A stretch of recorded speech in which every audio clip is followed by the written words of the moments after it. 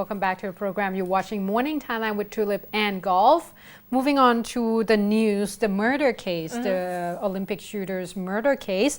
It seems like the investigation is still ongoing, but at this point they ruled out the drugs already. They ruled out the amulet already in terms of the motive for this particular case. It seems like one of the main motive at this point they believe to be personal conflict and within the family itself, because we know that he has quite a bit of conflict in terms of domestic violence as well. And those letters. Exactly, the letters that he wrote to the show host. However, that particular case, obviously, in that letter was pinpointing closer aid of him and his family in terms of police colonels, that actually his wife is close to Kun Chakrit Panit Phatikam or Kun ex-wife, and they say that perhaps there's something of a problem. However, the show host has already interviewed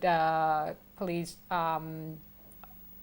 colonel in terms of whether or not there's any ties to this case, and he has already said along with his wife that he believed that Kun X or Kun Chakrit would suffer from what they call bipolar, which is a mental disorder. However, there's nothing to pinpoint that yet, although they did found a little bit of drug substances in his body, but they don't know whether or not that was the case because obviously he's already passed away and that's going to be hard to detect. And at this point they say that they believe, due to the fact that when they look at the bullets as well as the gun itself that was used in this particular murder case, they say that it's not one of those guns that widely used for anyone. These are particularly used a lot in authorities and forces. So at this point, his wife has already been interviewed 4 times because they believe that obviously she's closer or closest to him and she should know a lot. But at the time when Kun Chakrit was in the prison itself, she actually hired 4 bodyguards. She has a bodyguards, 4 of them, and they all actually from Air Force. The Air Force officials, they probably taking a sideline job as the bodyguard. So she has 4 bodyguards. At this point, the police are looking at interview all of them, making sure, because they say that these 4 are actually quite close to the family. They're around a lot, so they should know a lot, and they want to know, the police want to know whether or not they know anything that might help with the case, and they themselves would have to turn in all their guns as well, because they believe that this particular gun that used to shot the Olympic shooter is actually widely used by the authorities and not just any other person. So that would be one of the 4 of the 17 suspects or witnesses that the police are closely interview. At this point, they say that they're aiming to interview all 17 witnesses or suspects that they have on the list. And they're slowly trying to do that. And hopefully by next week, they will be able to disclose more information in terms of what happened. But they did not rule out the fact that the 2 staff of the bank that opened the safe for his wife. Remember, he was in jail and someone, his wife went into the bank allowed her to open the safe, and he claimed that she took away all his belongings in the safe and such.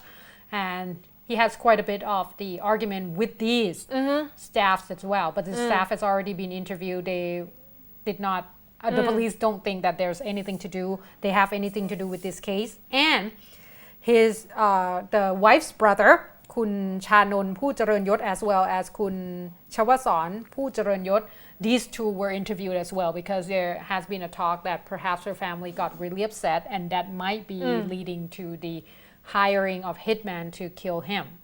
So I believe as soon as they find the shooter, they're probably going to be able to connect to whoever behind the shooting. But that's going to be the hardest part. Yes. And we'll sure give you an update on that.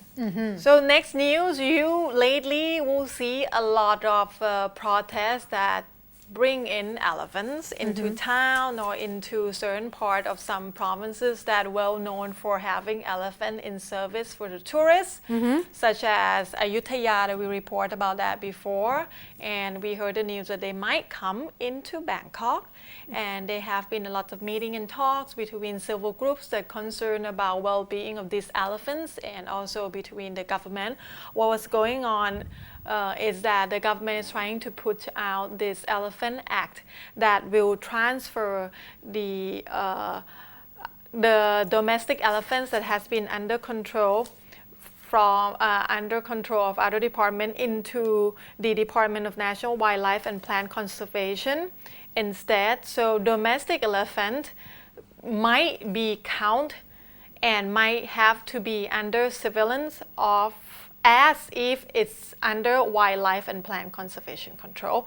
And this make a lot of domestic elephant owner not too happy because we have seen before there's a lot of incidents that the department went in and to check the registration and the document of the elephants, and before they're able to conclude whether this document is fraud or real, whether it's domestic elephants or wild elephants, sometimes they just confiscate elephant, and lots of time it's end up in really sad story.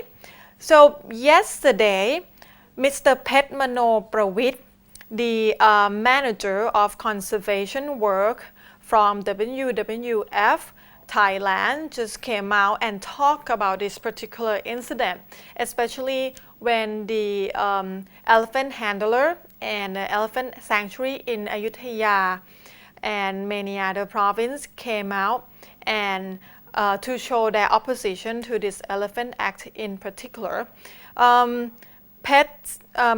Mano Prawit said that this particular act is a really good, with really good intention to fix the problems with how many people handle the elephant in Thailand that has been troubling for 20 years, and their stance actually of WWF is more about the ivory trade.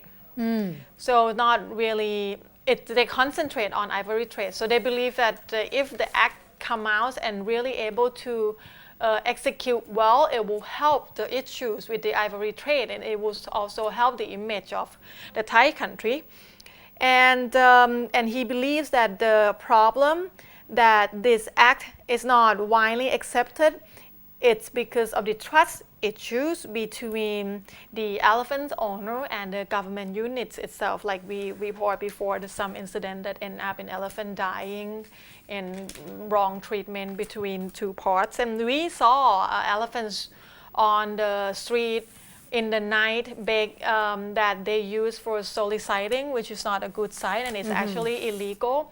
And this act tend to taking care of that problem, but because of the way this act right now came out, it make a lot of the elephant handler that have domestic elephant believe that it actually will not do too good for them. So there is still a lot of talks going on. I follow the Friend of Elephant Foundation Facebook page. They have a lot of update information about this talk between the government unit and the hospital, elephant hospital and the elephant sanctuaries also. Right. So this is a long way to go. Hopefully they'll be able to conclude and make adjustment enough to make it great for both sides. Exactly. The thing is, if you have proper documentation, that should not be much of a problem.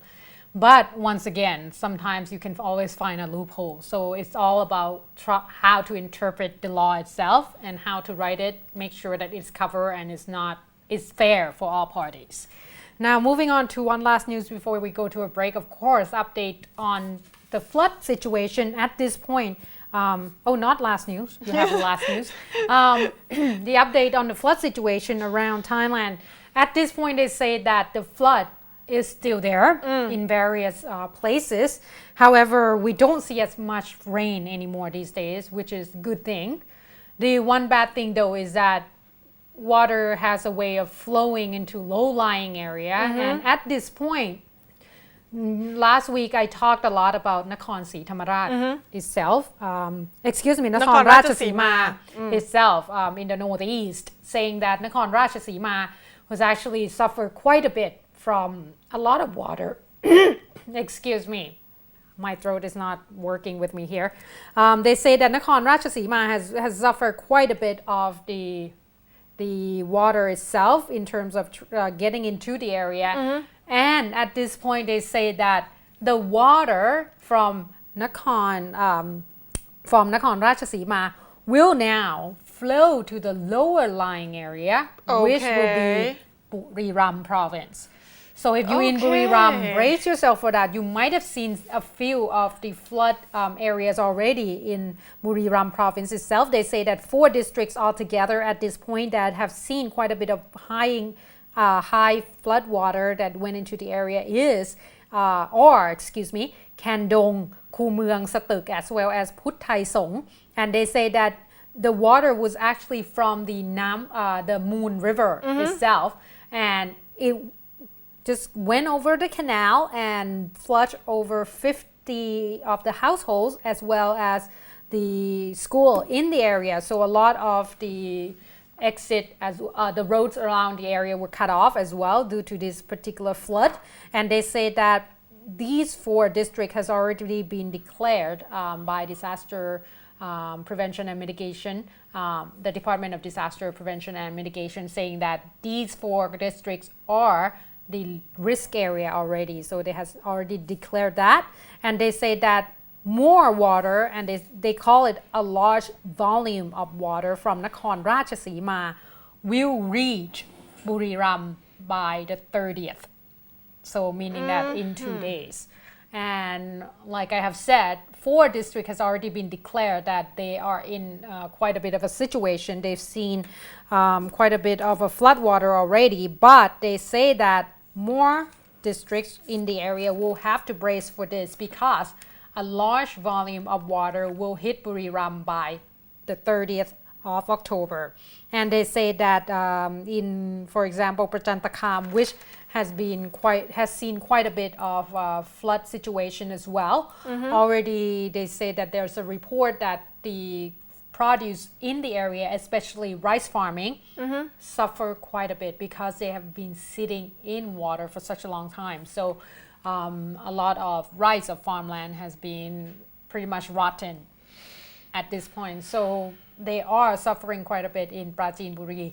And in terms of the other area, especially in down south, Yala, they have already seen quite a bit of water, the flood situation as well. But they say that all in all, the 30th is when we have to watch out for, because the water will hit Buriram on Thursday. The 30th. Right.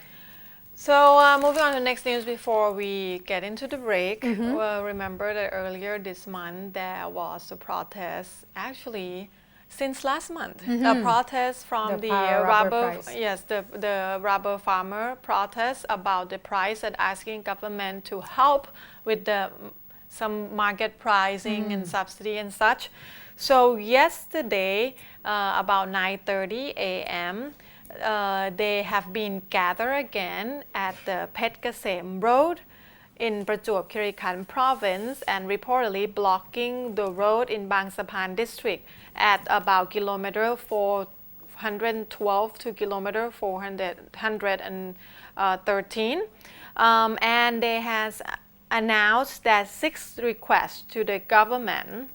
Number 1, they're asking government to subsidize the para rubber price at 100 baht per kilogram and also palm oil at 6 baht per kilogram.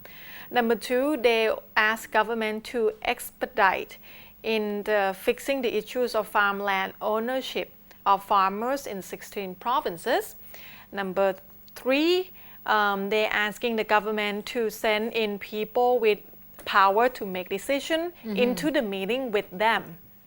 And number 4, they're asking government to transfer Police Major General Thanet Sunthorn Suk, which is actually the chief of the local police of Prachuab Kiri Khan, out of the area. So obviously they're not happy with the police chief in Prachuab Kiri Khan. And number 5, they're asking government. They said if the government not comply by their request, they will elevate their protests. And number 6, the last request, they said they're asking government not to charge the protesters and their call leaders. And their call leaders would like to talk to General Prachuab Kiri Khan, the Deputy Prime Minister, and Kitirat Naranong, the finance minister, and also Deputy Prime Minister about this issue. So all in all, they haven't been too happy because they want to really talk to the person that have authority to just make decision right then and there.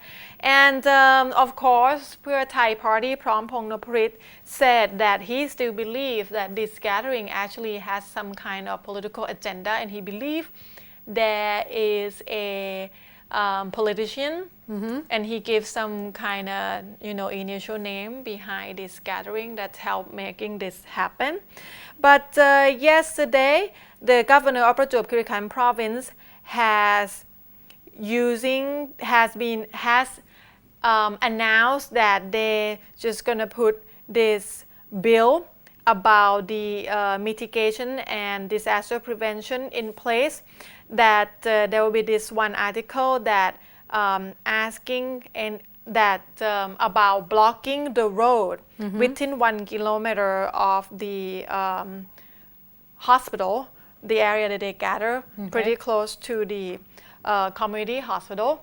So they will, and the police actually went into the protest site with the camera in an attempt to record if they see anyone that has been, some of these protesters, some of their call leaders has been out on the bail because they were charged before in the last protest. If anyone seen that violate the bail condition, they will be arrested and thrown into jail, I believe. So the police went in with a camera and will just look for if anyone actually repeat offender on this case. All right. And we're going to take a short break and come back. We'll have more news about more protests. So please stay tuned.